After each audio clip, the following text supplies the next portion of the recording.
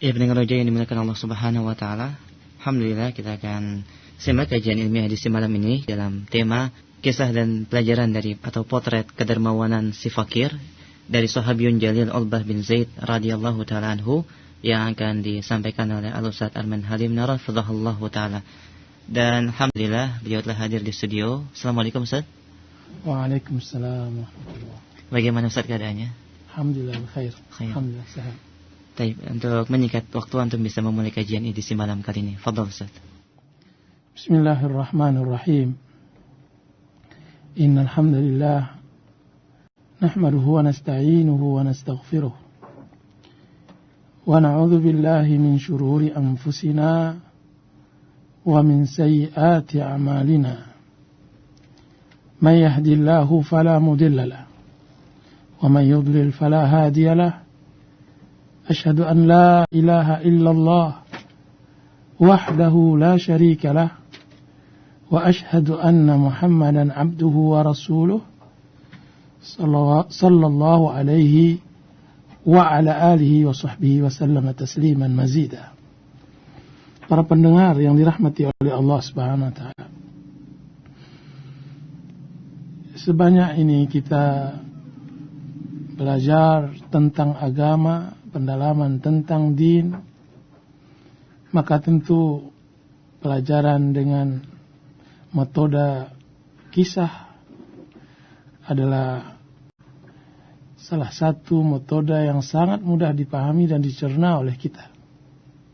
Allah Subhanahu wa taala berfirman, laqad kana fi qasasihim ibratun liulil albab. Sungguh dalam kisah-kisah mereka menjadi iktibar dan pelajaran bagi orang-orang yang berakal. Sebanyak itu kisah yang kita pelajari dan yang kita pahami, maka tidak ada seindah kisah-kisah yang kita dapatkan dari sejarah sahabat-sahabat Rasulullah SAW. Sering kita tafakkur, berpikir, apa benar mereka berbuat seperti itu? Apa benar mereka telah melakukan sesuatu yang nyaris di zaman sekarang ini adalah perbuatan hal yang mustahil? Para pendengar yang dirahmati oleh Allah Subhanahu wa taala, kalaulah bukan dinukilkan dengan cara yang benar, sanad yang sahih, niscaya kita telah terdustakan sejarah-sejarah sahabat Rasulullah SAW seperti itu. Karena jauhnya dengan kenyataan hidup kita hari-hari. Tapi bagaimanapun jelas mereka adalah panduan dan uswah kita di dalam hidup. Pada malam hari ini saya akan menurunkan kisah Uqbah bin Zaid radhiyallahu anhu. Nama yang jarang dikenal di dalam sejarah sahabat Rasulullah SAW. Uqbah bin Zaid adalah salah seorang sahabat Rasulullah SAW dan beliau adalah salah satu potret kedermawanan si fakir. Saya katakan kedermawanan si fakir. Bagaimana si fakir dermawan? Ini hal yang luar biasa. Biasanya kedermawanan datang dari yang kaya. Tapi lihat Uqbah bin Zaid, si fakir yang sangat dermawan. Para pendengar yang dirahmati oleh Allah Subhanahu wa taala, ketika itu musim paceklik sedang melanda kota Madinah. Ekonomi kaum muslimin sedang sulit. Musim panas sedang berada di puncaknya. Angin musim itu juga membawa hawa panas. Debu-debu berterbangan mengotori atap-atap dan halaman rumah penduduk kota Madinah. Kulit serasa diiris, mata perih seperti diteteskan air cuka pada luka. Bagi penduduk Madinah, musim panas seperti itu biasanya mereka lebih memilih istirahat di rumah atau tinggal di kebun mereka sambil memetik kurma muda yang memang kebetulan sedang ranum-ranumnya, karena pohon kurma memang berbuah pada musim panas. Tahun itu bertepatan pula dengan tahun ke-9 Hijrah, 1 bulan sebelum menghadapi puasa bulan Ramadan.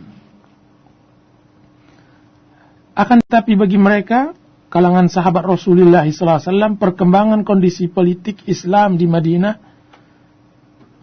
sangat luar biasa. Karena dampak dari pengiriman surat-surat Rasulullah SAW kepada semua raja yang dikenal oleh bangsa Arab, tambah menambah panas keadaan. Karena di kalangan sahabat telah tersebar berita akan persiapan bala tentara Romawi sebagai negara yang terbesar dan terkuat kala itu, dengan kerajaan Ghassasin sebagai negara boneka Romawi di wilayah Syam. Sebagai tindak lanjut dari peperangan di Mu'tah yang sangat terkenal itu, Romawi tidak puas dengan hasil yang mereka peroleh dalam peperangan tersebut. Apalagi ia adalah peperangan pertama Arab melawan kerajaan Romawi, yaitu yang kita kenal dengan peperangan Tabuk. Disinilah kisah Ulbah bin Zaid. Dia diselipkan oleh sejarah di dalam peperangan Tabuk. Peperangan bagi orang Arab melawan pertama kali orang-orang Romawi. Peperangan melawan raksasa kerajaan Dik-Adikdaya pada waktu itu. Tidak biasanya Rasulullah SAW mengabarkan kepada para sahabatnya tentang tujuan mereka pada peperangan kala itu. Karena Rasulullah SAW biasanya menyembunyikan tujuan. Jika seandainya tujuannya ke timur, maka Rasulullah SAW bertanya-tanya kepada sahabatnya tentang barat. Begitu seterusnya. Akan tetapi keberangkatan jihad kali ini sangat jelas, yaitu tujuannya Tabuk. Daerah yang sangat jauh bagi bangsa Arab tatkala itu. Coba lihat apa yang dilakukan oleh orang-orang munafikin. Gelisah, gundah, karena mereka tahu perjalanan sangat jauh. Mereka berkata sesama mereka, seharusnya keberangkatan tidak musim panas ini. Kata mereka begitu. Maka Allah Subhanahu wa taala turunkan ayat kepada mereka, yaitu kata Allah Subhanahu wa taala, la tanfilu fil har. Kata mereka, la tanfilu fil har. Qul naru jahannam asyaddu harra. Mereka berkata, janganlah berperang pada musim panas. Katakanlah, hai Muhammad, sesungguhnya api neraka lebih panas, sekiranya mereka mengetahui. Satu kali Rasulullah SAW menguji salah seorang dari mereka, yaitu orang munafikin. Beliau berkata kepada Jad bin Qais, wahai Jad, ma ra'yuka fi jaladi Banil Asfar. Wahai Jad, bagaimana penurutmu kita berperang melawan Banil Asfar, yaitu orang-orang Romawi? Apa yang dijawab oleh Jad bin Qais? Ya Rasulullah, idzan li wa la taftin. Ya Rasulullah, izinkan saya untuk tidak berangkat perang. Dan janganlah jatuhkan aku ke dalam fitnah. Demi Allah, ya Rasulullah, kaumku tahu bahwa tak seorang pun yang mudah terfitnah dengan wanita dariku. Dan aku takut jika seandainya aku melihat wanita Romawi, aku tidak tahan. Aku tidak bisa menahan nafsuku. Beliau pun berpaling dan mengatakan, engkau telah aku izinkan untuk tidak berperang, wahai Jad. Padahal Jad bin Qais hanya beralasan bahwa dia tidak mau berperang tersebut hanya sebatas alasan saja, yaitu takut terfitnah dengan wanita-wanita putih Romawi. Tujuan sebenarnya dia tidak mau berperang pada musim panas tersebut. Maka Allah Subhanahu wa taala turunkan ayat tentang orang-orang semacam Jad bin Qais tersebut, adalah yang mengatakan, wa minhum may yaqulu dzanli wa la taftinni ala fil fitnati saqatu. Di antara mereka, yaitu orang-orang munafikin, berkata, izinkan aku tidak ikut perang dan jangan jatuhkan aku, wahai Muhammad, ke dalam fitnah. Ketahuilah sesungguhnya karena ucapan mereka itu, mereka telah terjatuh dalam fitnah. Para pendengar yang dirahmati oleh Allah Subhanahu wa taala, berbeda keadaannya dengan kaum muslimin.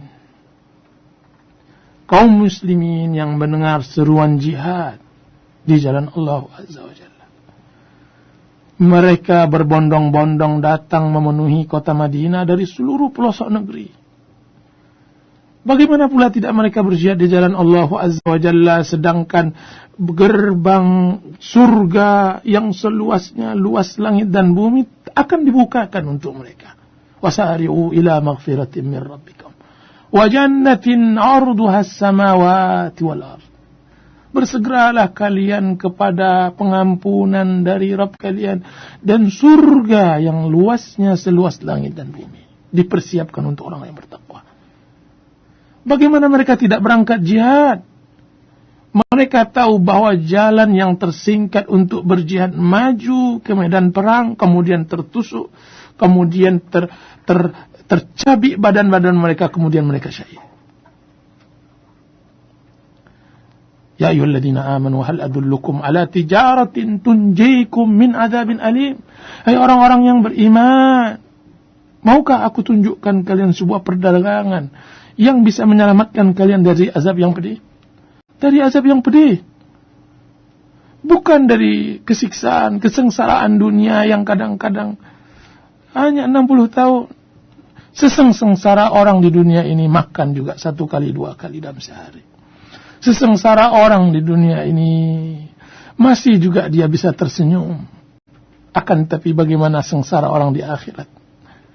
Nah, maukah aku tunjukkan kalian perdagangan yang akan menyelamatkan kalian dari azab yang pedih? Tu'minuna billahi wa rasulih wa tujahiduna fi sabilillah. Beriman kalian dengan Allah dan Rasulnya, berjihad. Terngiang-ngiang ke telinga mereka ayat-ayat jihad. Inna Allah ashtara minal mu'minina anfusahum wa amwalahum bi anna lahumul jannah. Allah telah membeli jiwa dan harta orang-orang yang beriman, digantikan untuk mereka itu surga. Digantikan untuk mereka itu surga. Apa yang harus mereka perbuat akibat transaksi tukar-menukar antara surga dengan badan manusia itu? Yuqatiluna fi sabilillah fayaqtuluna wa yuqtalun, agar mereka berjuang di jalan Allah Azza wa Jalla, kemudian mereka membunuh atau dibunuh. Kata-kata itu benar-benar hadir di dalam hati mereka. Kenapa hadir? Kenapa ucapan itu yang sama datangnya dari Rasul, dari Allah, sebagaimana masuk ke telinga mereka, bukankah juga telah masuk ke telinga kita? Ya. Yang membedakan antara kita dengan mereka bahwa telah hadir akhirat di dalam kehidupan mereka. Sedangkan kita kabut begitu tebal tentang cinta dengan dunia. Memang kaki mereka masih menyentuh tanah. Badan mereka masih bersentuhan dengan alam-alam yang nyata. Akan tapi lihat ruh mereka sudah menjejaki surga. Alam pikiran mereka telah sujud di atas arsy bertemu dengan Allah Azza wa Jalla. Allahu Akbar. Berbondong-bondong ke kota Madinah. Tahu mereka Rasul mereka meminta bantuan, istighfar. Maka beliau mengajak para dermawan untuk menginfakkan harta mereka demi keberangkatan pasukan prihatin ini. Disebut pasukan prihatin karena Jaisul Usrah, karena pasukan ini sangat prihatin sekali. Bagaimana tidak? Sangat miskin di saat musim paceklik. Maka disebutlah Jaisul Usrah. 1 onta harus berganti-gantian 18 orang. Inna lillahi wa inna ilaihi raji'un. Kita subhanallah memiliki segalanya. Hidup di rumah dengan AC atau kipas. Punya kendaraan. Memiliki segalanya, tidak ada yang sakit, tidak ada yang dikeluhkan. Makan hari ini cukup, ketenangan ada. Tidak berperang seperti perang di Irak. Tidak panas seperti kepanasan orang-orang yang mengungsi di Palestina. Bersamaan dengan itu, kita juga masih mengeluhkan hidup. Maka adalah sahabat Rasulullah SAW yang dikenal dengan Ulbah bin Zaid Al-Harithi. Ulbah bin Zaid Al-Harithi. Hafalkan nama itu.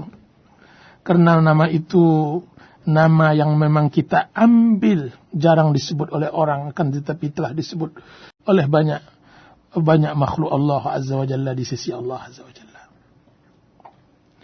Salah seorang sahabat Rasulullah SAW yang fakir, tidak memiliki apa-apa di atas dunia ini. Seorang yang miskin dari suku Ansar dari kabilah Aus. Ketika ia menyaksikan kesibukan yang dilakukan oleh kaum muslimin untuk persiapan jihad ke Tabuk, melihat kaum muslimin dari seluruh pelosok negeri tinggal dan menetap di tanah kelahirannya yaitu Madinah, datang berbondong-bondong kemudian memancang kemahnya sambil membawa apa yang mereka miliki dari senjata, dari kendaraan, memancangkan kemahnya menunggu hari keberangkatan mereka. Dia lihat juga transaksi di pasar-pasar Madinah banyak bercerita tentang jual beli perlengkapan perang. Dari kuda, unta, baju besi, pedang, panah dan sebagainya. Ia saksikan juga, akan tapi dengan kesedihan yang sangat mendalam. Semuanya telah membeli perlengkapan perangnya. Sedangkan dirinya, apa yang ia telah persiapkan? Dia tidak memiliki apa-apa. Kalau hendak membeli dengan apa hendak membeli? Uang 1 dirham pun ia tidak punya. Apalagi pagi itu beliau mendengar Rasulullah SAW menyatakan, "Man jahaza jaisyal usrah falahul jannah." Begitu terbenam hatinya, tersentuh hatinya karena Rasulullah SAW mengatakan, barang siapa yang telah mempersiapkan pasukan sulit ini berarti untuknya surga. Sedih hatinya. Semua orang mendapatkan surga kecuali Ulbah. Subhanallahal-azim. Semakin panas dingin badannya mendengar sabda Nabi sallallahu alaihi wasallam dengan melihat kefakiran dirinya. Kebetulan peperangan ini beliau tidak menerima mujahid kecuali dengan perlengkapan perang dan kendaraan yang dimiliki sendiri. Rasulullah tidak menerima kecuali orang yang punya kendaraan atau punya perlengkapan perang. Dilihat juga oleh Ulbah bin Zaid ketika beliau duduk bersama-sama di kota Madinah di Masjid Nabawi. Ulbah melihat Nabi duduk dikelilingi oleh para sahabatnya. Tiba-tiba Abu Bakar radhiyallahu anhu datang sambil membawa harta yang beliau punya, jumlahnya 4.000 dirham. Lalu beliau letakkan di hadapan Rasulullah sallallahu alaihi wasallam. Nabi berkata kepada Abu Bakar, "Ya Abu Bakar, apa yang kau sisakan untuk keluarga? Engkau bawa 4.000 dirham ini, apa yang kau sisakan?" Maka Abu Bakar menjawab, "Aku telah sisakan Allah dan Rasulnya ya Rasulullah. Aku tinggalkan Allah dan Rasulnya di rumahku." Semuanya kiranya telah diinfakkan oleh Abu Bakar radhiyallahu anhu. Semua hartanya. Makanya Rasulullah SAW begitu bangga dengan Abu Bakar. Apa kata Rasulullah SAW selalu mengingatkan hal itu. Ma nafa'ani malun kamali Abi Bakar. Tidak ada harta yang bermanfaat bagiku seperti manfaatnya harta Abu Bakar. Umar pun datang dengan membawa setengah hartanya. Utsman membawa 1.000 dinar dalam pakaiannya.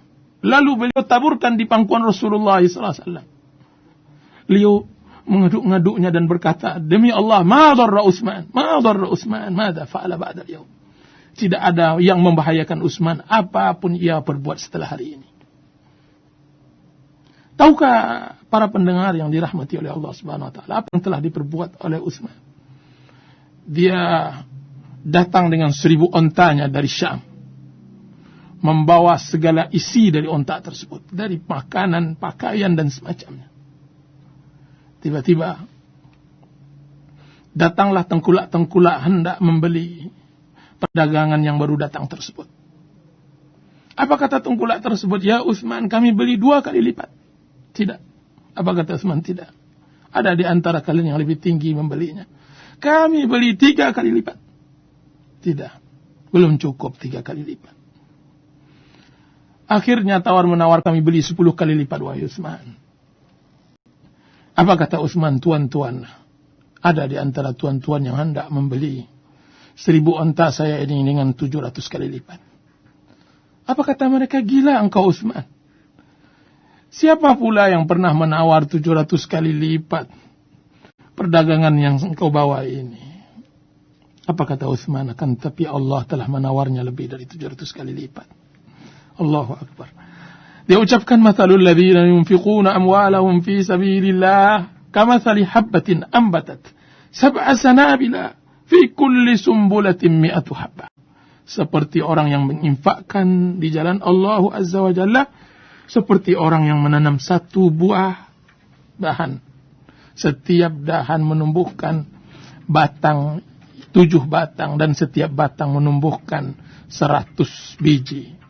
100 kali 7 menjadi 700 kali lipat. Wallahu yudha'ifu liman yasha. Allah lipatkan bagi orang yang ia kehendaki. 1000 onta.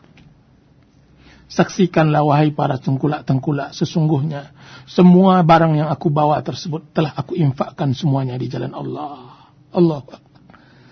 Dari generasi apa mereka diciptakan oleh Allah Azza wa Jalla? Dari orang mana? Dari makhluk mana mereka-mereka ini? Apa mereka diciptakan dari daging dan tulang? Diciptakan dengan menggunakan hawa nafsu dan keinginan untuk memakmurkan dunia? Entahlah. Tapi bukankah mereka adalah sahabat Rasulullah sallallahu alaihi wasallam? Apa kata beliau? Beliau sumbang 1000 onta. Dia tambah lagi 50 ekor onta lagi. Kemudian beliau tambah lagi 5 ekor onta lagi. Ada tersisa beliau tambah. Tidak kalah dengan itu Abdurrahman bin Auf, sang dermawan, membawa 200 uqiyah perak. Datang lagi Abbas bin Abdul Muttalib, Talha, Sa'ad bin Ubadah, Muhammad bin Maslamah. Semuanya membawa harta mereka. Dan itu semua di bawah penglihatan Ulbah bin Zaid.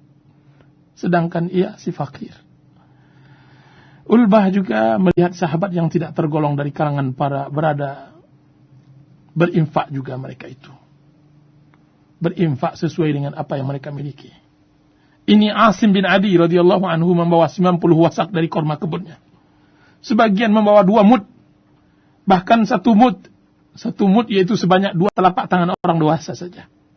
Tidak ada seorang pun yang tidak memberi kecuali kaum munafikin. Pada mereka turun ayat Allah Azza wa Jalla dalam surat Taubah. Wa minhum may yalmizuka fis sadaqat. Fa in utu minha radu wa illam yu'tu minha fa idahum yaskhatun. Orang-orang yang mencela para, apa kata Allah Subhanahu wa taala, di antara mereka ada yang mencela orang-orang sukarelawan dari mukminin untuk bersedekah. Allahu Akbar. Apa yang dilihat oleh Al-Bah bin Zaid? Kesedihan yang sangat. Apa yang ia bisa buat saat semua orang telah berbuat? Para pendengar yang dirahmati oleh Allah Subhanahu wa taala. Melihat hal itu, pulanglah Ulbah membawa semua kesedihannya. Kesedihan di saat zaman sekarang ribuan jutaan orang membawa kesedihan dunia, Ulbah bin Zaid membawa kesedihan akhirat. Kesedihan dunia sangat banyak. Kesedihan masalah anak, masalah masa depan, masalah kerja, masalah. Adakah orang-orang seperti Ulbah bin Zaid? Kemana dia hendak nanti diletakkan di surga? Di tempat mana? Di tingkat mana? Bagaimana dia akan duduk bersamaan dengan kawan-kawannya telah mendahuluinya masuk surga? Kesedihan itu yang ia pikirkan para pendengar. Ketika senja telah menutupi bumi, malam pun telah larut. Ulbah berusaha memejamkan matanya. Tapi bagaimanapun memejam, mata tidak bisa dipejamkan karena hati masih berdebar-debar. Apa yang ia dapat lakukan kecuali membolak-balikkan ke kiri dan ke kanan di atas tikarnya yang lusuh. Akhirnya dia bangkit. Timbul sebuah pemikiran baginya. Mudah-mudahan akan mengurangi kegundahan hatinya. Beliau pun berdiri mengambil wudu. Lalu beliau salat. Salat. Berwudu dan salat. Apa yang dapat bagi orang-orang yang sengsara, orang-orang yang sedih, kecuali bermunajat kepada Allah saja. Bagi orang-orang yang mendapatkan kesusahan, kecuali dia harus mengadukan kepada Sang Khaliq. mengadukan semua hal yang ia rasakan, mengeluhkan, innama ashku bathi wa huzni ilallah, sungguhnya aku hanya mengeluhkan kesedihan dan kedukaanku hanya kepada Allah. Di dalam salatnya beliau pun menangis. Adakah para pendengar melihat seorang yang gundah mengadukan semua keluhannya kepada Allah dengan menangis? Adakah keindahan di atas keindahan itu? Adakah kebahagiaan ke atas kebahagiaan itu? Samakah kebahagiaan dengan orang-orang yang melakukan maksiat kepada Allah Azza wa Jalla? Setelah mereka puas dengan maksiatnya, timbul penyesalan yang tidak pernah berhenti sampai akhir hidup. Tidak ada kebahagiaan kecuali di dalam bermunajat kepada Allah Azza wa Jalla. Apa yang terjadi? Ia tumpahkan semua kesedihannya kepada zat yang memiliki isi langit dan bumi. Ia sebutkan kefakirannya, ia sebutkan kepapaannya, ia sebutkan ketidakberdayaannya. Ia sampaikan bahwa tidak ada daya, tidak ada upaya kecuali Allah. Bahwa ini semua tidaklah kesalahannya. Jangan pula hal ini menyebab ia akan bergeser kedudukannya dibandingkan kawan-kawannya yang telah dahulu berinfak dan bersedekah. Janganlah ya Allah. Jika seandainya aku dalam keadaan susah di dunia, jangan engkau jauhkan pula aku dari surga. Jika seandainya hari ini aku tidak bisa berbuat atas nama-Mu, jangan pula engkau jauhkan aku dari rahmat dan redha. Rahmat dan redha-Mu. Di antara doa yang disampaikan oleh Ulbah bin Zaid dengan kedua tangannya sambil mengangkat, ya Allah, Engkau perintahkan untuk berjihad. Ya Allah, Engkau perintahkan kami untuk berjihad. Engkau perintahkan kami untuk pergi ke Tabuk. Sedangkan Engkau tidak memberikan kepadaku sesuatu yang dapat aku bawa berjihad bersama Rasul-Mu. Karena aku hendak berjihad bersama Rasul-Mu. Dan Engkau tidak memberikan di tangan Rasul-Mu sesuatu yang dapat membawa aku berangkat. Rasul-Mu tidak memiliki apa-apa, engkau pun tahu itu. Apa kata Ulbah bin Zaid? Maka malam ini saksikanlah ya Allah. Para pendengar yang dirahmati Allah, dengarkanlah ucapan Zaid yang ikhlas. Tidak ada yang mendengarnya kecuali Allah. Maka saksikanlah wahai Allah, sesungguhnya aku telah bersedekah kepada setiap muslim dari semua perlakuan zalim mereka terhadap diriku dari perkara harta atau raga atau kehormatan. Doa itu beliau berulang-ulang beliau sampaikan. Ya Allah, jika seandainya aku tidak bisa memberikan sesuatu untuk Rasul-Mu, Engkau tidak bisa, aku tidak bisa memberikan sesuatu kepada Rasul-Mu. Aku telah datang tadi kepada Rasul-Mu dan ditolak oleh Rasul-Mu. Maka ini kehormatanku. Ini kedudukan kehormatanku. Aku telah infakkan semuanya di jalan-Mu. Ini kehormatanku. Jika seandainya ada seorang muslim yang menjatuhkan kehormatanku, yang menghinakan diriku, maka aku telah infakkan itu semua di jalan-Mu ya Allah. Ya Allah, tidak ada yang dapat aku infakkan sebagaimana yang lainnya telah berinfak. Kalau sekiranya aku punya seperti mereka punya, aku akan lakukan untuk-Mu, demi jihad di jalan-Mu. Maka yang aku punya hanya kehormatan. Allah, aku punya hanya kehormatan diri. Kalau Engkau bisa menerimanya, maka saksikanlah bahwa semua kehormatanku telah aku sedekahkan malam ini untuk-Mu. Subhanallah. Para pendengar yang dirahmati oleh Allah Subhanahu wa taala, alangkah jernihnya doa tersebut. Keluar dari orang yang tidak punya sebuah apapun. Alangkah teduhnya ucapan di malam hari yang gelap dengan bintang-bintang terangkat naik ke langit ketujuh, menggetarkan arsy. Menggetarkan arsy. Masya Allah. semua sedekah tidak sehebat sedekah itu. Paginya sholat subuh, Rasulullah SAW berjamaah. Hadir pula Ulbah bin Zaid. Telah beliau lupakan pula air mata yang telah tertumpahkan tadi di atas tikar pada salat malam itu. Lupa sudah. Karena telah dibaluri dengan wudhu yang baru. Akan tapi siapa pula yang melupakan, Allah tidak pernah menyia-nyiakannya. Allah tidak pernah melupakan. Kejadian di tempat yang sepi tersebut dikabarkan oleh Allah Subhanahu wa taala semuanya kepada Rasulullah melalui Jibril. Setelah salat Rasulullah SAW berdiri. Kemudian Rasulullah menanyakan, "Man yatasaddaqa fi hadhihi al-lailah? Man yatasaddaqa bi sadaqati maqbulah fi hadhihi al-lailah?" Siapa yang tadi malam bersedekah yang sedekahnya itu diterima oleh Allah? Kata Rasulullah SAW kepada semua sahabatnya, "Hendaklah berdiri." Kata Rasulullah, "Hendaklah berdiri." Siapa tadi malam yang bersedekah, yang berinfak? Mana pula ada tadi malam yang berinfak? Tidak ada yang berdiri. Ulbah pun tidak merasa dirinya pun merasa bersedekah.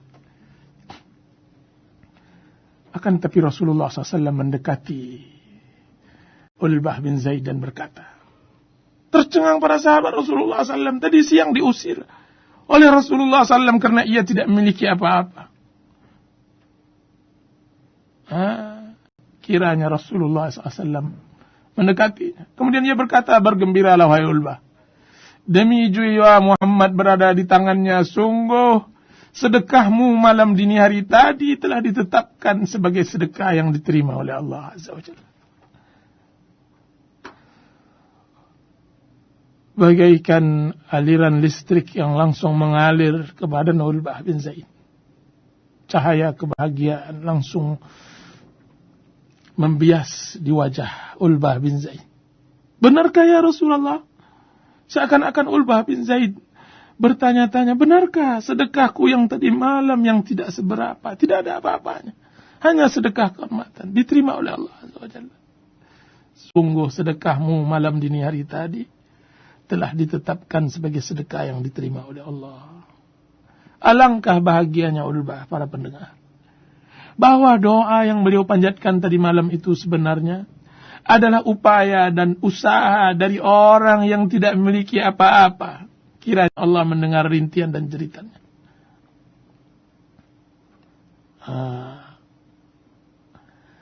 Kiranya mendengar rintiannya.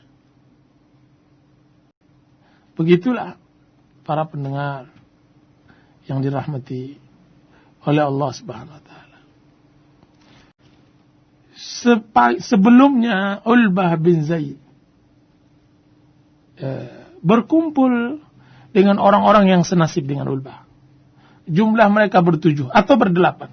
Di antara mereka adalah Salim bin Umair, Abu Layla al-Mazini, Amr bin Anamah, Salamah bin Sakhar, Irbad bin Sariyah, Abdullah bin Mughaffal, Ma'qal bin Yasar. Mereka berkumpul. Maka mereka utus Abu Musa al-Ash'ari agar menemui Rasulullah SAW sebelum hari tersebut, mengadukan perihal mereka. Mari kita dengarkan tuturan Abu Musa ketika beliau menghadap Nabi. Apa kata Abu Musa? "Ya Rasulullah, kawan-kawanku mengutusku menemui engkau agar aku memohon kepada wahai Nabi Allah, para sahabatku mengutusku agar engkau membawa mereka." Beliau menjawab, "Demi Allah, aku tidak akan membawa kalian. Kebetulan Rasulullah SAW sedang marah. Sedangkan aku tidak tahu ada perasaan jangan-jangan Rasulullah SAW murka kepadaku." Apa kata Abu Musa? "Sehingga aku keluar dalam keadaan sangat sedih dari pelarangan Rasulullah SAW. Lalu aku ceritakan jawaban Rasulullah SAW kepada mereka, yaitu kepada orang-orang yang tidak ikut perang, yang fakir. Tidak seberapa lama tiba-tiba aku mendengar suara Bilal memanggil, 'Di mana Abdullah bin Qais?' Aku pun datang. Ia berkata, 'Temuilah Rasulullah SAW.' Ketika itu aku datang menemui Rasulullah SAW. Beliau berkata, 'Ambillah 2 onta ini, 2 onta ini, dan 2 onta ini.'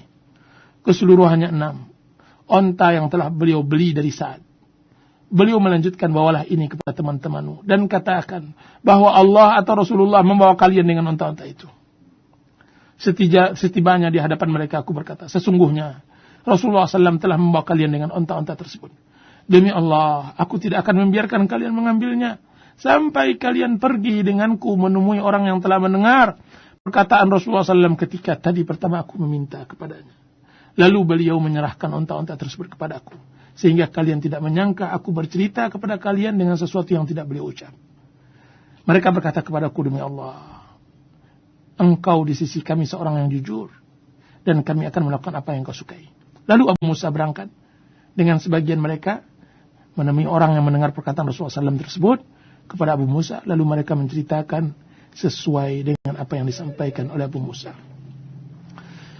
Para pendengar yang dirahmati oleh Allah Subhanahu wa taala, semoga Allah merahmati Ulbah bin Zaid. Dengannya kita belajar bahwa tidak selamanya memberi harus dengan materi. Di sini dapat kita pelajaran bahwa Anda dengan keterbatasan yang Allah berikan, Anda juga bisa berbuat untuk Islam. Berbuat untuk Islam. Ulbah bin Zaid dia bisa berbuat dan didengar oleh Allah Subhanahu wa taala. Maka berbuatlah untuk Islam. Jadikanlah Ulbah bin Zaid dari uswah. Bukankah Nabi yang mulia mengatakan dalam banyak riwayat, tasbih adalah sedekah, tersenyum adalah sedekah, hingga suapan makanan ke mulut istri adalah sedekah, bahkan berhubungan badan dengan istri agar terjaga kehormatannya adalah sedekah. Permasalahannya para pendengar, apakah sedekah-sedekah yang seluas dan sebanyak itu diterima olehnya? Sudahkah kita niatkan semua pekerjaan kita untuk sedekah, untuk Allah? Sudahkah kita mengusahakan ikhlas dalamnya? Maka jawabannya tentu ada pada diri kita masing-masing. Wallahu a'lam wa sallallahu ala nabiyyina Muhammadin wa ala alihi wa sahbihi wasallam. Wassalamualaikum warahmatullahi wabarakatuh. Waalaikumsalam warahmatullahi wabarakatuh. Pendengar Roja yang dimuliakan Allah Subhanahu wa taala. Demikian secara panjang lebar disampaikan oleh Al-Ustaz Arman Halim hikmah dan potret dari kedermawanan si fakir Sahabiyun Jalil Ulbah bin Zaid Al-Haris fadhahullahu ta'ala. Walaupun dengan kefakirannya dan kemiskinannya serta kepapaannya, beliau tetap bersemangat dan bermotivasi diri untuk melakukan yang terbaik bagi Islam dan perjuangan di Islam ini.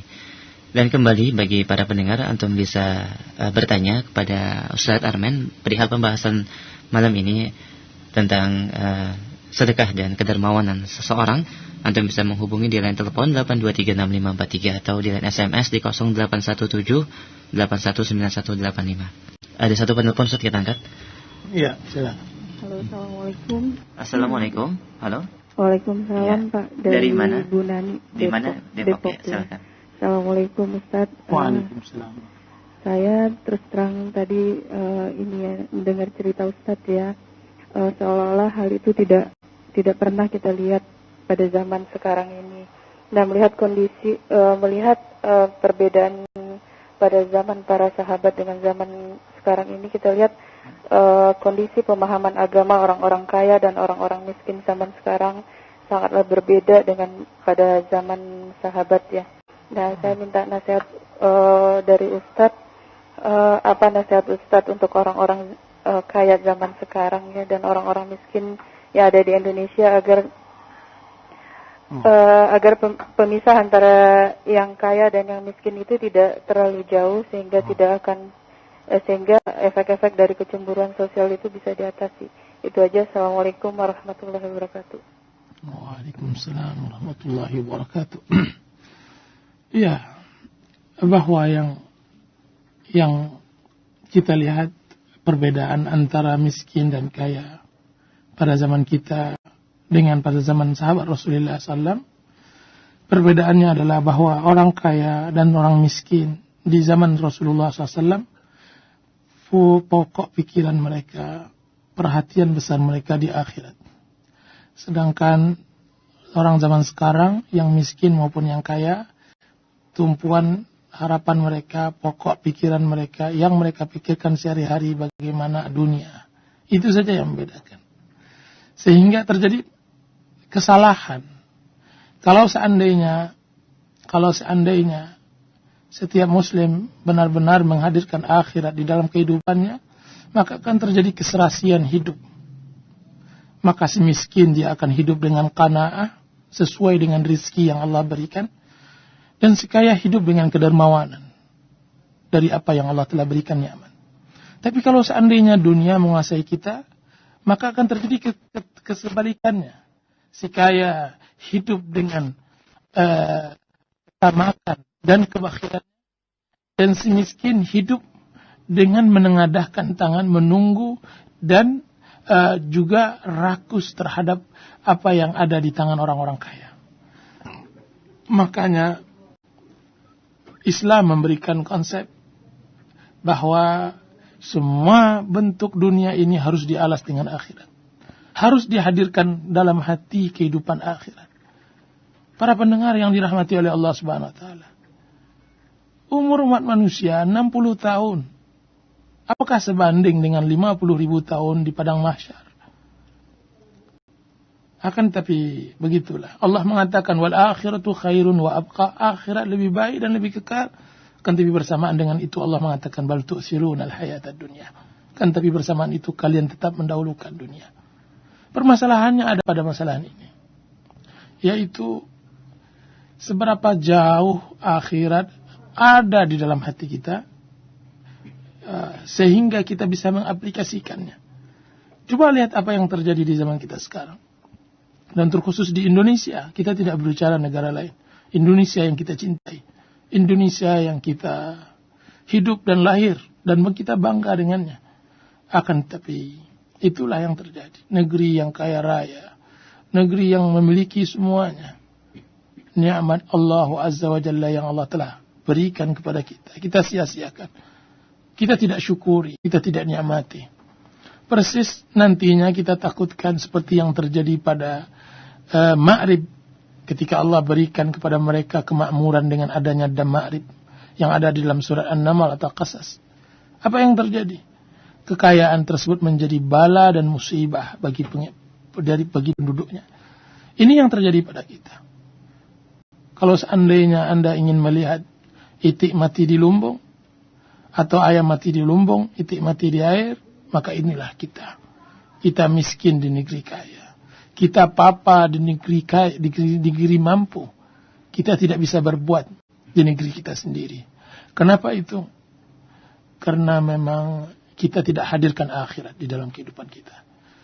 Yang harus kita lakukan adalah memperbanyak jumlah orang-orang yang bisa menghadirkan akhirat di dalam kehidupannya dengan cara pemahaman yang benar. Menghadirkan akhirat dengan cara pemahaman yang benar. Kembali kepada gaya hidup sahabat-sahabat Rasulullah SAW. Ya, wallahu ta'ala alam. Iya, demikian jawabannya kepada penanya di Depok ya. Dan kita angkat satu pertanyaan dari pesan singkat yang telah masuk. Ya. Assalamualaikum warahmatullahi wabarakatuh. Waalaikumsalam. Ya Ustaz, kajiannya antum sampaikan membuat hati sedih, tapi kenapa hati ini tetap saja kikir dan bakhil? Jazakallah khair. Iya, kenapa tetap saja hati kikir dan bakhil? Bakhil dan kikir itu adalah tabiat manusia. Bakhil berteman dia dengan penakut. Maka kita berlindung dari dua sifat tersebut di dalam doa yang diajarkan oleh Rasulullah SAW. Allahumma inni a'udzubika minal jubni wal bukhl. Ya Allah, aku berlindung kepadamu dari rasa takut dan kebakhilan. Pada dasarnya sifat bakhil ini adalah sifat yang sudah difitrahkan oleh Allah Azza wa Jalla. Karena kalau seandainya manusia tidak bakhil, maka tidak akan terjaga harta. Manusia kalau seandainya tidak takut, maka tidak akan terjaga jiwa. Maka karena takutnya dia bisa menjaga dirinya. Karena dia takut api, maka dia tidak masuk api. Karena dia takut dicuri, maka dia bisa menjaga harta. Dan begitu seterusnya. Akan tetapi yang dicela adalah menjadikan rasa takut, rasa bakhil tersebut dominan di dalam hidup. Sehingga dia tidak menjadi seorang muslim yang ideal. Terlampau kokoh. Makanya para ulama kita mengatakan dalam konsep istilah zuhud, zuhud adalah engkau jadikan dunia di tangan engkau, tidak di dalam hati engkau. Dunia di tangan. Sehingga engkau bisa berbuat apa saja tanpa harus merasa sedih. Di saat kita sekarang ini, dunia tidak di tangan tapi hanya ada di hati. Dalam rumah yang terbatas, sempit, gubuk. Dan juga dengan kehidupan yang sangat terbatas, dunia begitu besar di hati kita. Kita tidak milik dunia, kita tidak miliki dunia, tapi kita begitu besar dunia dalam hati. Itu salah. Konsepnya adalah jadikan dunia di tangan, tapi tidak di hati. Dan ini benar-benar butuh waktu untuk bisa belajar bagaimana menghadirkan itu di dalam kehidupan. Bagaimana Anda memberi, menutup mata. Kalau seandainya jiwa bakhil itu datang merongrong kita, tutup mata Anda kemudian berikan. Berikan kepada si fakir tersebut, harta tersebut. Sehingga Anda jangan dihitung-hitung, jangan dikira-kira, jangan ditulis di dalam sebuah kertas bahwa Anda telah mengeluarkan begini-begini, akan tambah bakhil. Kalau seandainya Anda belajar dermawan sampai satu saat bahwa pemberian Anda itu jauh Anda rasakan lebih bahagia daripada tangan di bawah yang Anda beri. Karena Rasulullah SAW mengatakan al-yadul ulya khairun minal yadis sufla. Tangan di atas seharusnya lebih baik, lebih bahagia daripada tangan di bawah. Pernahkah Anda melihat orang yang memberi menangis dan orang yang menerima tertawa? Kenapa dia memberi menangis? Karena dia begitu hadir tentang pahala tersebut. Begitu hadir olehnya alam akhirat, dia katakan apa yang beri tidak akan berkurang. Dia yakin benar apa yang disabdakan oleh Rasulullah SAW, ma naqasa ma'lun min sadaqah, tidak akan berkurang harta dari sedekah. Yakin benar dia itu. Dia yakin bahwa apa yang ia beri nanti dia akan bertemu nanti. Wahai anak Adam, kata Rasulullah SAW, harta yang engkau dapatkan itu tidak lebih dari 3 hal. Sesuatu yang kau makan kemudian hilang. Sesuatu yang kau pakai kemudian dia punah. Sesuatu yang kau pakai kemudian dia punah. Dan yang satu lagi saya lupa. Tapi yang jelas begitu, bahwa anak Adam, bahwa semua yang kita pakai ini adalah punah semua. Sebanyak apapun kita infakkan harta kita kepada pakaian, maka lihatlah 30 tahun lagi. Dia akan dibuang di atas sampah, tidak ada gunanya. Sebanyak apapun kita jadikan warna-warni makanan kita tersebut, lihatlah 3 hari 4 hari lagi. Makanya para ulama mengatakan bahwa kenikmatan di dunia ini hanya sejengkal. Makanan yang telah dimakan, kemudian ditelan, dia hanya sampai ke kerongkongan saja. Tidak akan beda ubi dengan makanan yang nyaman. Tidak beda coklat dengan makanan yang murah dan semacamnya. Sama saja rasanya. Semuanya hanya sejengkal. Perut hanya sejengkal. Dan begitu seterusnya. Ya, wallahu ta'ala alam. Nah. Ya, bagi para pendengar, bagi Anda yang ingin bertanya melalui line telepon, kami persilahkan. Assalamualaikum. Waalaikumsalam. Ya, dari mana Umi? Dari Umu Albani. Di mana? Di Cibarusa. Cibarusa ya, silakan. Pak Ustadz, bagaimana kita berdoa untuk menolong si fakir? Karena ekonomi yang sangat mahal di negeri Indonesia, sehingga kita tidak dapat membantu dalam hal keuangan. Bagaimana doanya, Pak? Jazakumullah. Assalamualaikum. Waalaikumsalam.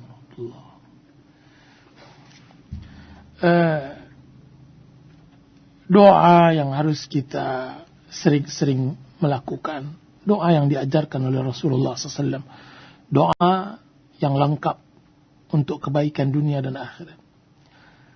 Rasulullah SAW sering mengatakan doanya, Allahumma inni as'aluka ilman nafi'an wa amalan mutaqabbala wa rizqan halalan taibah.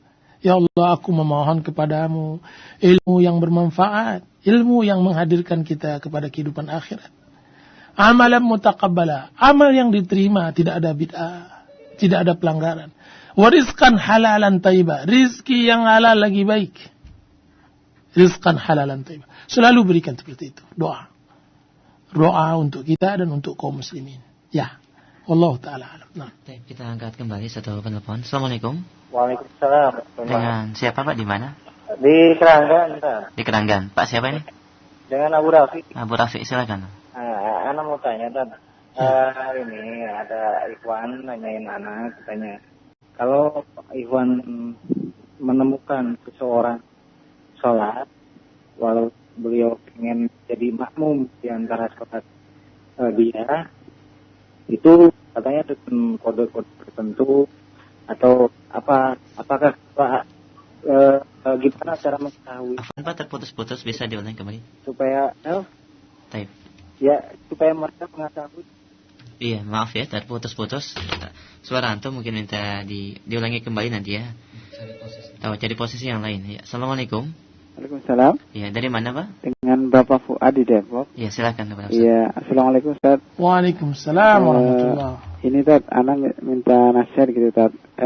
Kita kalau seling ngaji gitu dengan taklim kita iman kita itu naik gitu, ingat dengan akhirat gitu.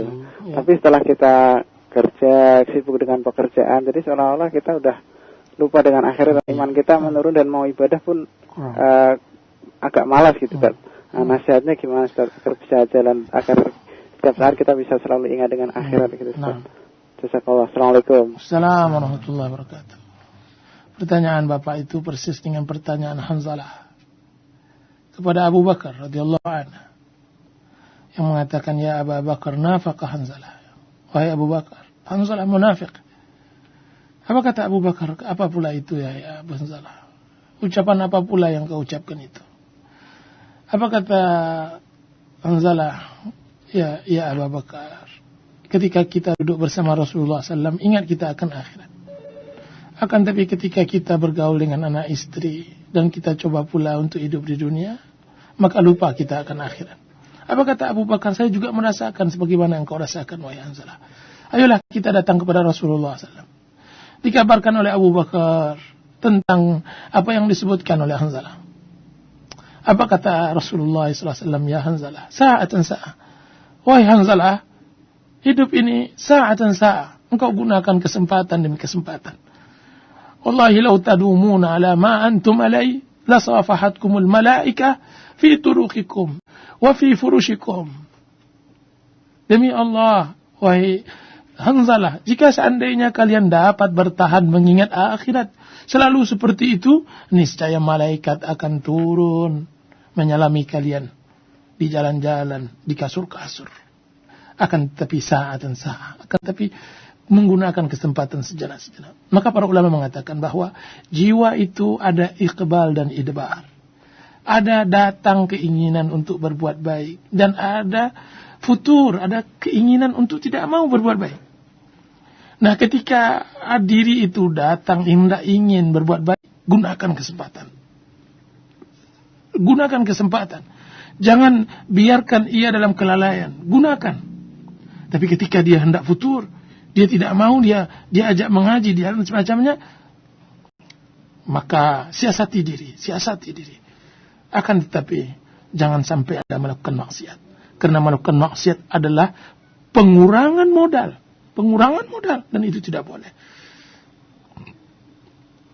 Usahakan untuk selalu istiqamah, berteman dengan orang-orang yang baik. Jadi gunakan.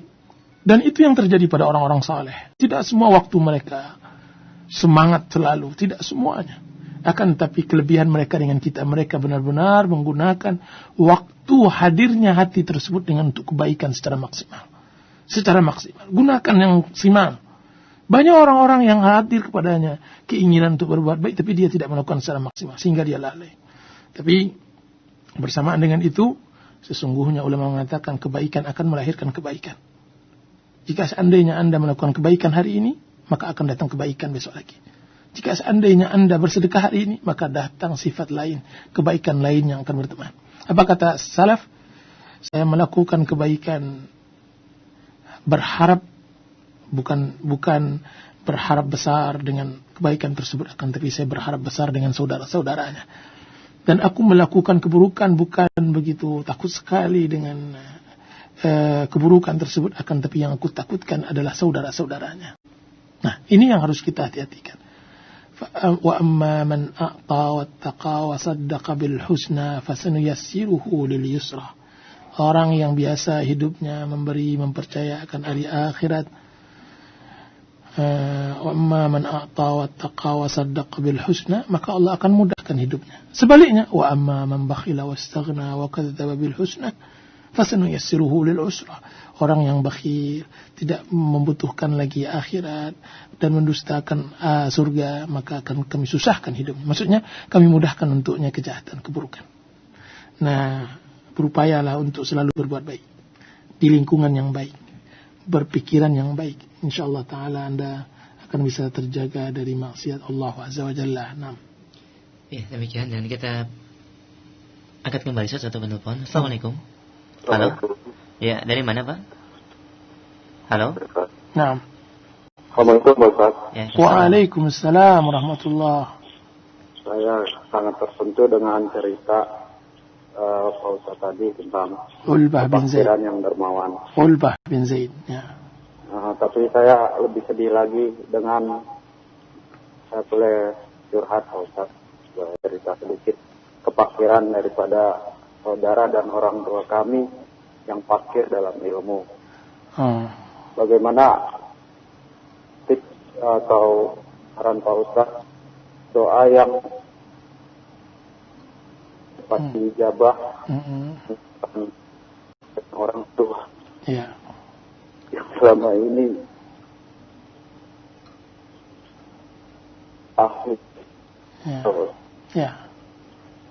Terima kasih. Assalamualaikum warahmatullahi wabarakatuh. Waalaikumsalam warahmatullahi wabarakatuh. Setiap kita, siapa pula yang tidak ingin orang tuanya seperti dirinya, mendapatkan hidayah, mendapatkan cahaya yang benar, mendapatkan petunjuk, nanti bergandeng tangan menuju surga. Siapa pula yang tidak menginginkan seperti itu? Makanya Allah Subhanahu wa taala mengatakan, wa anzir ashiratakal aqrabin, mulailah beri peringatan kepada keluarga yang terdekat. Dan keluarga yang terdekat adalah orang tua.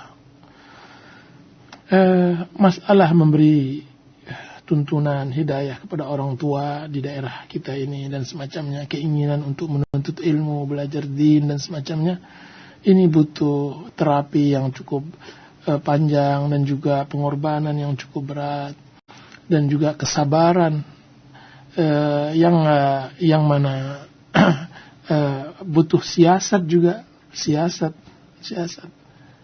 Alhamdulillah saya banyak melihat anak-anak dari orang tua yang seperti ditanyakan tadi, setelah berjalan 1 tahun, 2 tahun, 3 tahun, akhirnya dia bisa mengajak orang tuanya di jalan kebenaran. Sering-seringlah membaca sejarah Nabi Ibrahim dengan ayahnya. Sering-seringlah membaca sejarah kesolehan, kedermawanan dan kebaktian anak kepada ayahnya. Dan sebesar-besar bakti seorang anak adalah anak yang telah menyelamatkan ayahnya dari azab neraka. Sebesar-besarnya. Sebesar-besar bakti seorang anak adalah menyelamatkan seorang ayah atau ibunya dari azab neraka, yaitu menuntunnya ke jalan Shiratal Mustaqim. Tentu butuh siasat, bukan hanya sebatas doa. Doa penting, doa selalu. Doa kepada Allah Azza wa Jalla. Lihat Abu Hurairah radhiyallahu anhu. Setiap hari dia mendengar cacian ibunya kepada Rasulullah SAW. Setiap hari, ia tahan. Satu hari batas akhir dari tahannya dan tertahankan oleh dia lagi. Dia berangkat, datang kepada Rasulullah SAW berlari. Kemudian dimasuki oleh beliau masjid. Kemudian dia mengatakan, ya Rasulullah, tidak tahan lagi saya mendengar ya Rasulullah. Tidak kuat lagi aku mendengar. Apa itu wahai Abu Hurairah? Apa itu ya Abu Hurairah? Apa kata Abu Hurairah? Ibuku ya Rasulullah. Ibuku telah berucap kepadamu sesuatu yang tidak mungkin aku ceritakan. Doakan untuknya ya Rasulullah. Lihat Abu Hurairah itu. Apa yang diharapkan? Minta doa kepada Rasulullah SAW agar ibunya diberi petunjuk. Tidak tahan lagi dia mendengar telinga Rasulullah dicacinya. Allahu Akbar. Diangkat oleh Rasulullah SAW tangannya, kemudian dia berdoa, ya Allah, ihdi umma ibu Abi Hurairah. Ya Allah, berikan hidayah ibu Abu Hurairah. Belum lagi selesai doa Rasulullah SAW tersebut, Abu Hurairah telah berhambur keluar. Berlari. Apa? Karena dia tahu yakin sekali bahwa doa itu mustajab. Doa itu adalah doa dari Nabi yang maksum. Belum lagi sempat ia ketok pintunya, dia ucapkan assalamu alaika ya umma, salam sejahtera bagimu wahai ibu. Terdengar olehnya percikan air di kamar mandi. Sebentar anakku, sebentar. Kiranya ibunya mandi janabah untuk mengiklankan Islamnya. Allahu Akbar. Bukakan pintunya, kemudian dipeluk anaknya tersebut. adalah Abu Hurairah dengan ibunya bersebelahan rumah. Abu Hurairah ketika masuk hendak pulang, dia harus melewati rumah ibunya. Selalu dia mengucapkan Assalamu alayka ya ummah, salam sejahtera bagimu wahai ibu. Dan semoga Allah merahmatimu sebagaimana engkau telah merahmatiku sejak kecil. Dan ibunya juga menjawab wa alaikassalamu ya bunayya, salam sejahtera pula bagimu wahai anakku. Sebagaimana engkau aku didik sejak kecil, engkau juga telah menjaga ibu ketika besar. Coba lihat, indah sekali hidup Abu Hurairah radhiyallahu anhu. Dan begitu juga cerita Uwais Al-Qarni, cerita sahabat-sahabat Rasulullah SAW yang lainnya, dan cerita tabi'in yang mudah-mudahan nanti bisa kita ceritakan di tempat lain. Ya, nah, wallahu taala alam. Nah. Ya, tadi Ustaz banyak sekali pesan singkat yang disampaikan oleh pendengar, kita angkat salah satunya, Ustaz. Ya. Baik. Assalamualaikum warahmatullahi wabarakatuh. Barakallahu fiik, Ustaz. Apakah termasuk bakhil jika kita mendahulukan membayar hutang dulu tetapi belum bisa bersedekah karena penghasilan yang pas-pasan? Jazakallahu khair. Memberi sedekah itu sunnah, membayar hutang itu wajib. Bukan dari bakhil membayar hutang dahulu dari sedekah. Bahkan membayar hutang wajib. Wajib. Anda tidak perlu bersedekah dahulu jika seandainya hutang belum lunas. Ya, Allah Ta'ala. Nah. Baik, kita angkat kembali dari SMS. Ya, Assalamualaikum warahmatullahi wabarakatuh. Ustaz, apakah yang harus kita dahulukan untuk berinfak atau memberikan sebagian rezeki kita kepada keluarga ataukah kepada orang lain terlebih dahulu? Jazakallahu khair. Nah, keluarga lebih didahulukan daripada orang lain. Rasulullah SAW mengatakan dalam hadis, 1 dinar di jalan Allah, 1 dinar dalam banyak hal Rasulullah sebutkan. Dan akhirnya 1 dinar yang engkau infakkan ke istrimu lebih baik dari itu semua. Jadi menginfakkan kepada keluarga, orang tua dan semacamnya lebih utama daripada berinfak kepada yang lain. Bahkan itu dalam Islam mendapat 2 keutamaan, infak pahala sedekah, dan yang kedua pahala silaturahim. Nah. Kita angkat telepon. Assalamualaikum. Assalamualaikum. Assalamualaikum warahmatullahi. Dari mana, Umi? Dari Riko di Lenteng Agung. Lenteng Agung ya, silakan. Iya, Ustaz. Ya. Ya, tadi saya setelah mendengar kajian tadi, saya ingat orang tua saya. Dulu saya pernah mengikuti pengajian yang sampai mengkafirkan orang tua. Ya. Betul, sampai saya nggak mau dinikahi atau diwalikan dengan orang tua saya sehingga dia meninggal. Saya belum sempat minta maaf sama orang tua. Ya.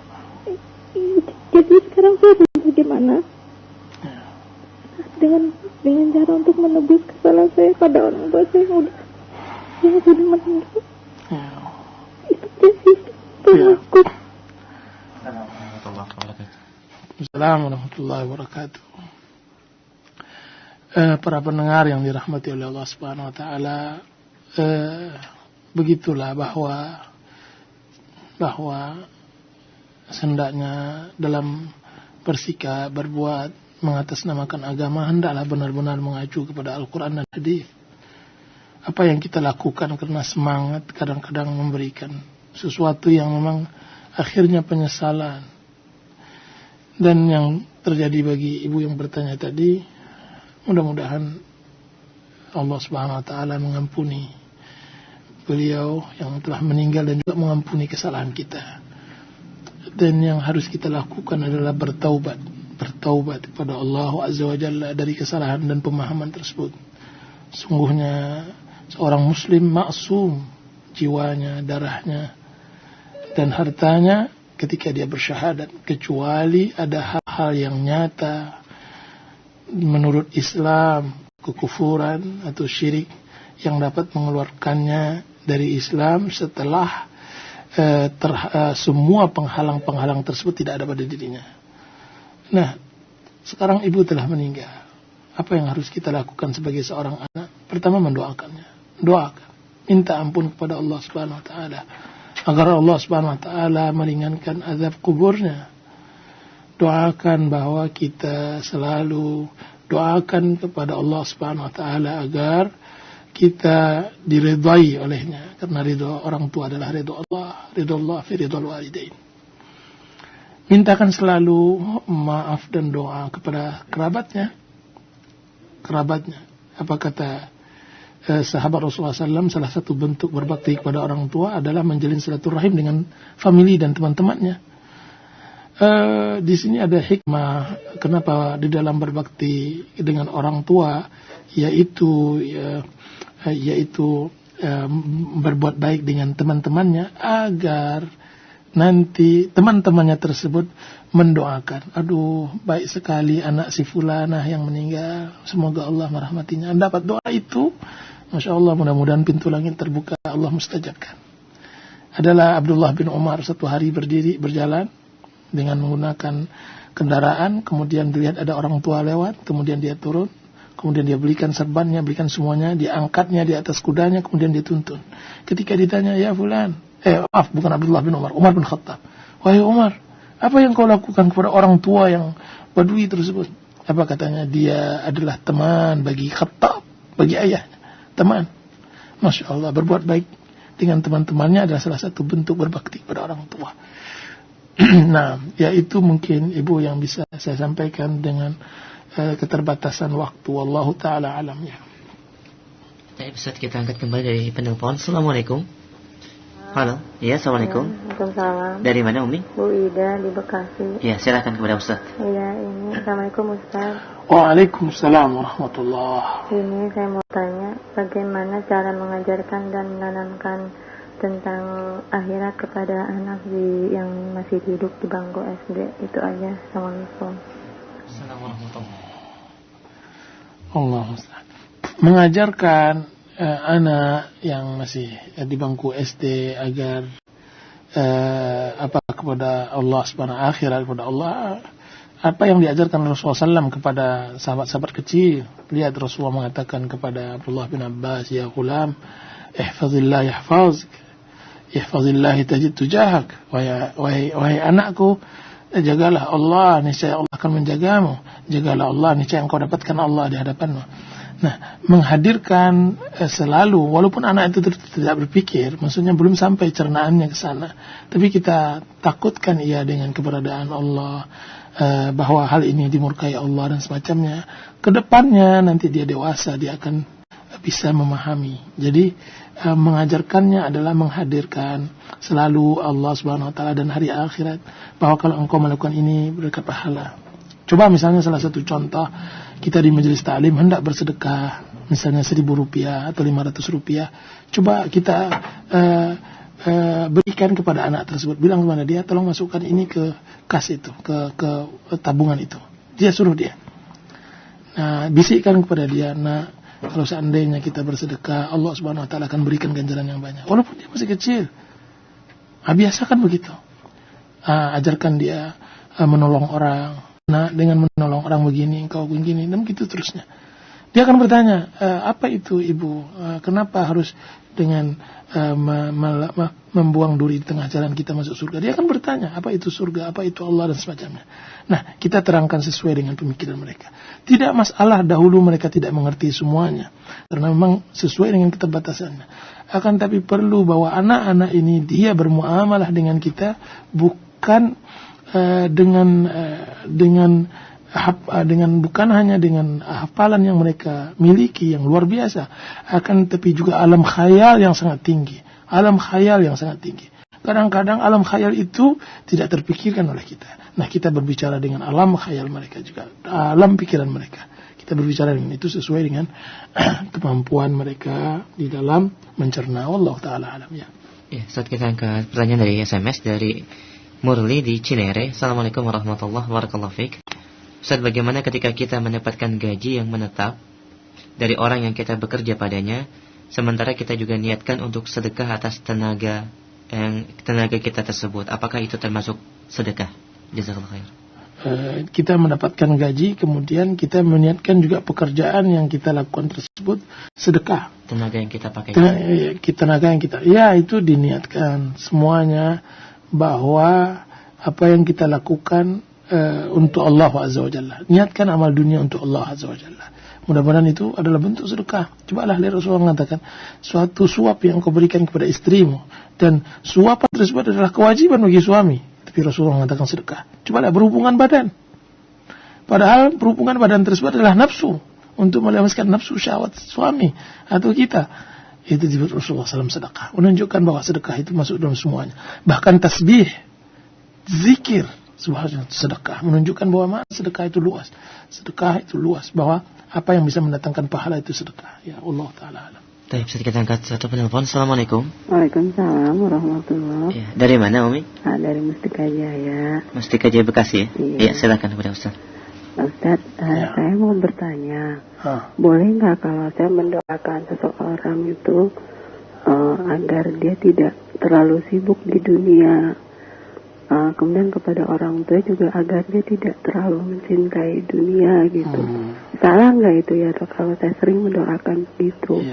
Atau sebaiknya saya doanya gimana gitu Ustaz? Iya. Iya. Ya, makasih. Assalamualaikum. Assalamualaikum warahmatullahi wabarakatuh. Boleh mendoakan orang seperti itu. Salah seorang pemuda datang kepada Rasulullah SAW. Ya Rasulullah, saya bersyahadat kepadamu akan tapi izinkan saya untuk zina. Izinkan saya untuk zina. Subhanallah lazim. Apa kata Rasulullah SAW? Dipukulnya dadanya, kemudian Rasulullah mendoakan, ya Allah, sucikan hatinya, bersihkan hatinya, jauhkan ia dari zina. Apa kata pemuda tersebut? Allah mustajabkan doanya. Apa kata pemuda tersebut? Subhanallah. Tadi ketika saya datang kepada Rasulullah, tidak ada yang paling saya sukai di dunia ini kecuali zina. Tapi setelah dipukul Rasulullah SAW oleh Rasulullah SAW dan doakan, tidak ada yang kubenci dari perbuatan dunia ini kecuali zina. Nah, mendoakan hal seperti itu boleh. Akan tapi alangkah baiknya jika seandainya doa tersebut dibarengi dengan nasihat yang benar, pengajaran, kaset, CD, buku, dan semacamnya tentang masalah-masalah ini. Karena sebagaimana kita ketahui memang harus kita ingatkan. Fa'anzartukum naran talazza. Aku ingatkan kalian, Allah mengatakan begitu. Aku ingatkan kalian dengan api yang menyala-nyala, api neraka. Neraka yang Masya Allah lama sekali Pak. Ya Allah Ta'ala. Nah. Iya, kita angkat pertanyaan kembali dari SMS dari Ummu Faiz di Cibarusah. Assalamualaikum warahmatullahi wabarakatuh. Waalaikumsalam. Ustaz, apakah tips praktis untuk mengobati penyakit hati? Jazakallahu khair. Kiat praktis untuk mengobati hati. Apa yang dia butuh latihan, karena kalau hati ini bisa diobati dengan dua hal. Pertama dengan berilmu tentang kiat-kiat mengetahui. Jadi kalau seandainya kita sakit, nah sakit itu harus kita tahu dahulu apa ilmu tentang sakit tersebut, ilmu yang dapat penyakit, memberikan penyakit, apa yang bisa mendatangkan penyakit dan apa yang bisa mendatangkan menolak penyakit dan mendatangkan kekuatan. Itu satu. Dan yang kedua, setelah ilmu adalah berusaha membuang keburukan, sifat buruk hati dan menanam sifat baik. Qad aflaha man zakkaha wa qad khaba man dassaha. Berbahagialah orang yang mensucikannya dan merugilah orang yang menginjaknya. Yaitu dengan dua hal, berilmu dan juga berupaya. Setelah kita tahu penyakit kita berupaya untuk membuangnya dan belajar untuk membuangnya. Ya Allah Ta'ala alam. Nah. Butuh tahapan dan proses ya. Butuh tahapan dan proses ya, betul. Baik, kita angkat telepon. Assalamualaikum. Waalaikumsalam. Ya, dari mana Pak? Dari Eko di Rawalumbu. Oh ya, silakan Pak Eko. Begini Ustaz. Ya. Seumpama ada seorang anak yang dia mengetahui pekerjaan bapaknya itu bukan dari sumber yang halal atau katakanlah masih tercampur dengan yang subhat. Sementara anak ini ingin membersihkan apa-apa yang masuk ke dalam tubuhnya, maka apa yang dia harus lakukan untuk meminimalis dari penghasilan orang tuanya, Ustaz? Jazakallahu khairan. Ya. Assalamualaikum. Jika seandainya seorang anak mengetahui bahwa ayahnya mempunyai penghasilan yang halal dan yang haram, maka ia diperbolehkan mengkonsumsi apa yang diberikan oleh ayahnya tersebut dari apa yang diberikan oleh orang tuanya.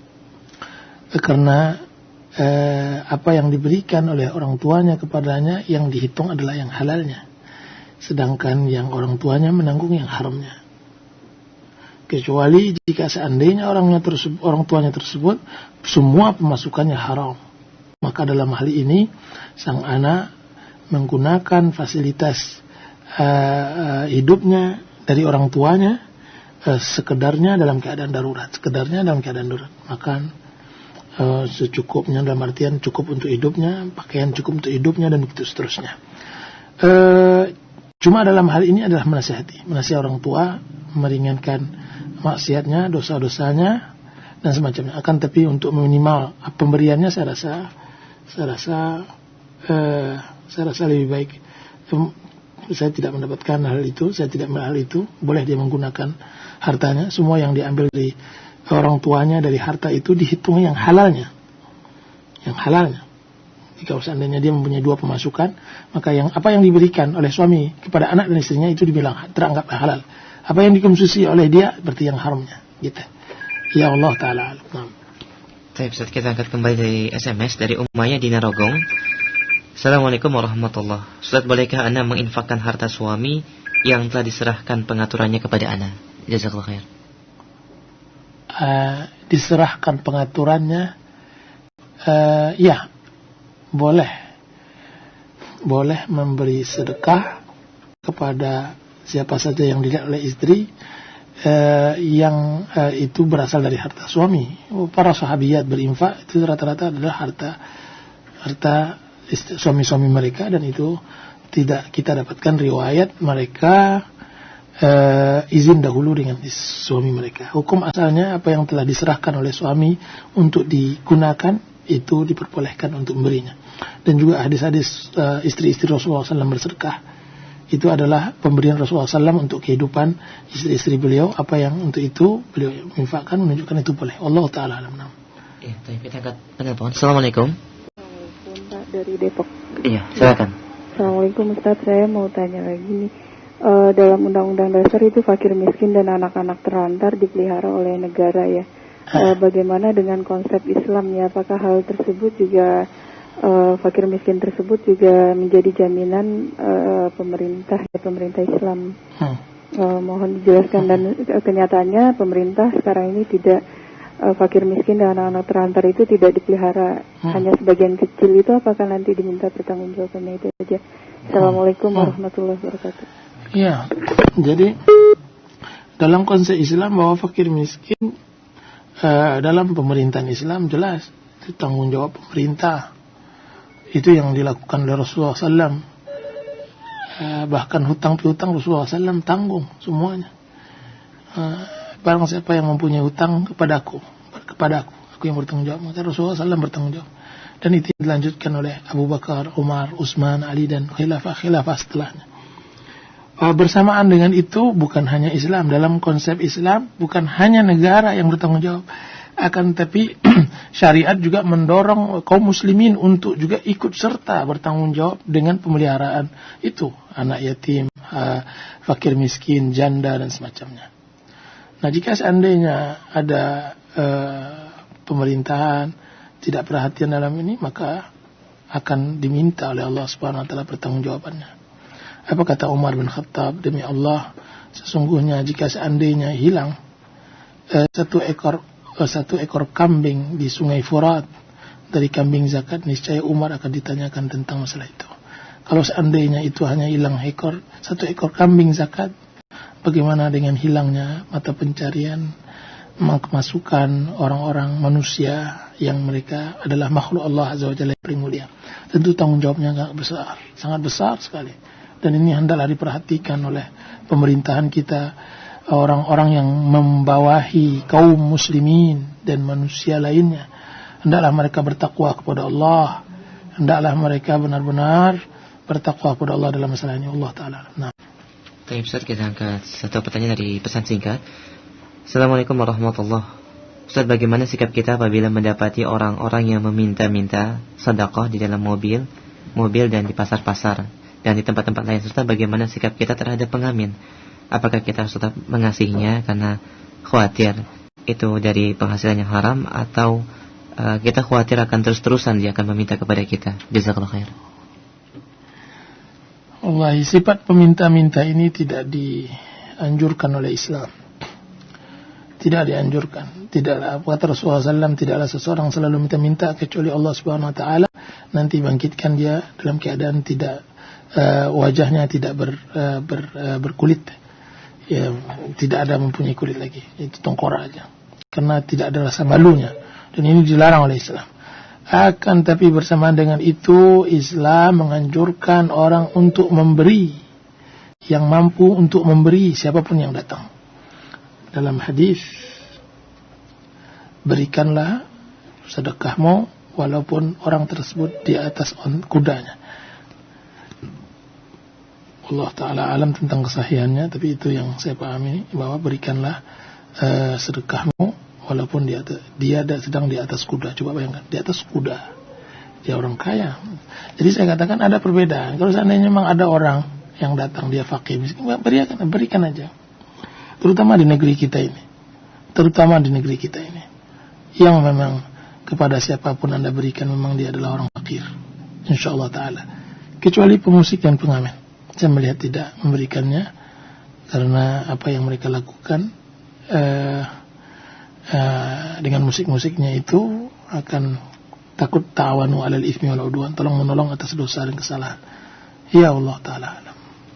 Kita angkat penelpon. Assalamualaikum. Waalaikumsalam warahmatullahi wabarakatuh. Ya. Dengan siapa Pak, di mana? Darmadi Ustaz di Pulau Gadung. Pulau Gadung, ya. Bersih Pak di sana penerimaannya? Bersih, tapi ada, kalau suara telepon tadi yang masuk, suaranya besar, dia agak keras suaranya, tapi gitu. Ini kecil suaranya. Tayyib. Ya, silakan Ustaz. Assalamualaikum Ustaz. Waalaikumsalam warahmatullahi. Alhamdulillah. Ustaz mau tanya nih Ustaz. Ya. Ada bagaimana kalau mendapatkan rezeki ya? Rezekinya itu rezeki yang tidak halal. Iya. Terus untuk bermakan anak istri. Iya. Kita pernah dengar ada yang anak-anaknya sampai berbuat yang menyimpang. Itu ada yang mengatakan bahwa itu karena gara-gara makan rezeki yang tidak halal. Apakah demikian? Karena perbuatan orang tua yang mencari rezeki yang tidak halal, anak yang menanggungnya. Apakah demikian Ustaz? Atau seperti itu atau bagaimana Ustaz? Mohon penjelasannya Ustaz. Jazakumullah khair. Assalamualaikum warahmatullahi wabarakatuh. Waalaikumsalam warahmatullahi. Manusia ini tidak lepas dari lingkungan. Baik kita dengan buruk kita itu tidak lepas dari lingkungan. Kita akan rajin sholat jika seandainya di lingkungan kita itu banyak orang yang sholat. Manusia itu lemah dalam hal itu. Makanya orang mengatakan al-insanu madaniyun bit-taba'. Manusia itu memang masyarakat bersosial. Dia terpengaruh sebagaimana dia mempengaruhi. Nah, begitu juga dengan amalan, ibadah dan semacamnya, ketika di tempat dan di lingkungan, di rumah tangga yang baik, maka dia akan baik pula. Di dalam rumah tangga yang buruk, maka dia buruk. Jelas pengaruh makanan yang halal atau yang haram itu berpengaruh besar di dalam masalah ketaatan dan ibadah. Berpengaruh sekali. Di antaranya doa yang mustajab, syarat mutlaknya adalah dengan makanan yang halal.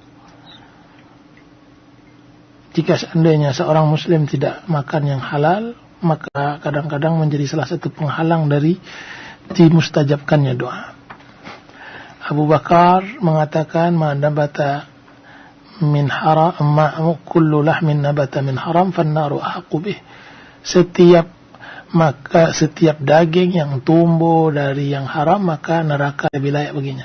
Makanya ulama-ulama dahulu, istri-istri mereka ketika mereka menuntun suaminya keluar rumah mencari rizki, mereka titipkan ucapan yang sangat berharga. Apa kata istri-istri mereka tersebut?